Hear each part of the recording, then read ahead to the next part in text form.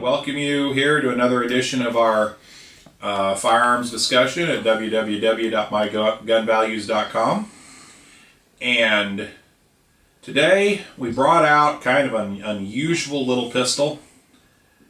A lot of people have never seen one. This is called the Reform pistol. It says Reform right down here on the checkered plastic grips.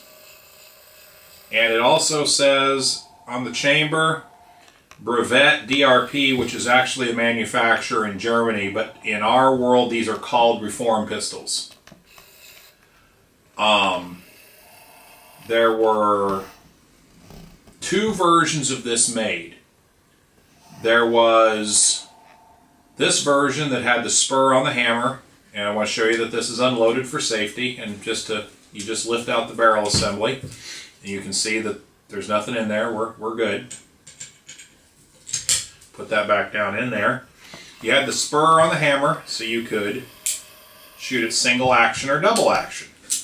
You could do this and see how the barrels rose up as you fired each one in turn. Or they did have a model that's actually the more common of the two that had what was called a bob hammer or spurless hammer. There's no hammer spur on these, and again, that's the more common of the two, has been my finding. They were built between 1906 and 1913. They chambered the 25 ACP cartridge, not a real big cartridge by any stretch of the imagination. And they simply just dropped into the barrel assembly. And that was all there was to it. And it held four. As you can see, there's four barrels here. Now,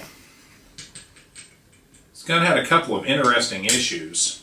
One for us at mygunvalues.com was this gun doesn't fit any standard action type today. It's not a revolver. It is double action, however. So when you're if you happen to search for this gun, obviously when there's only two versions of it, simply typing in Reform as the manufacturer will get you there really, really quick. But you'll notice this is called strictly a double action, not a double action revolver for obvious reasons. It is double action in that you pull the trigger, the hammer goes back, and you can fire the gun. That's 1, 2, 3, 4, and you'd be empty.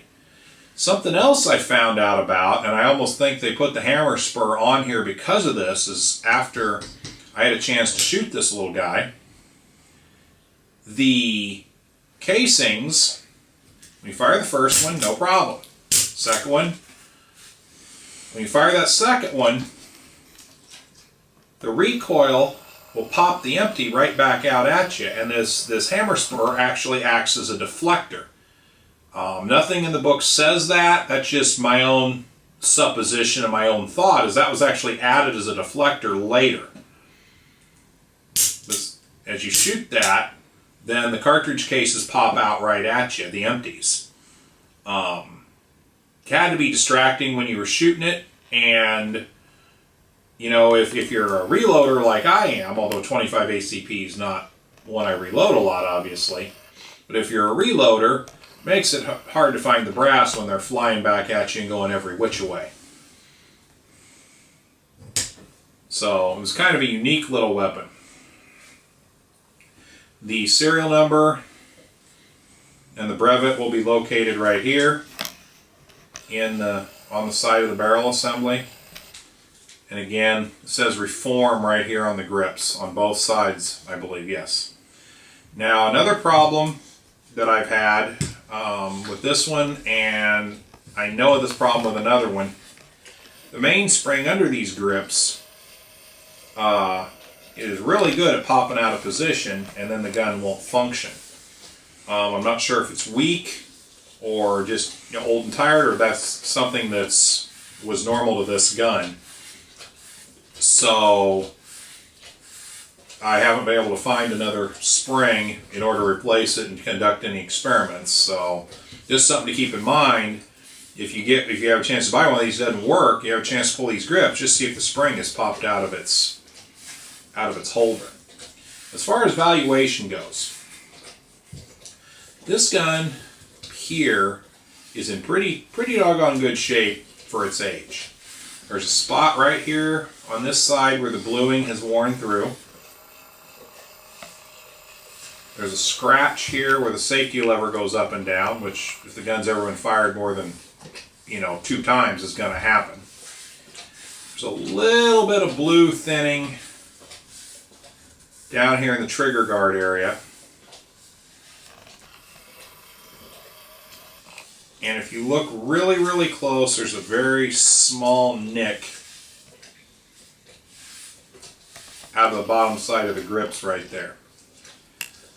This gun would grade antique fine for purposes of our website.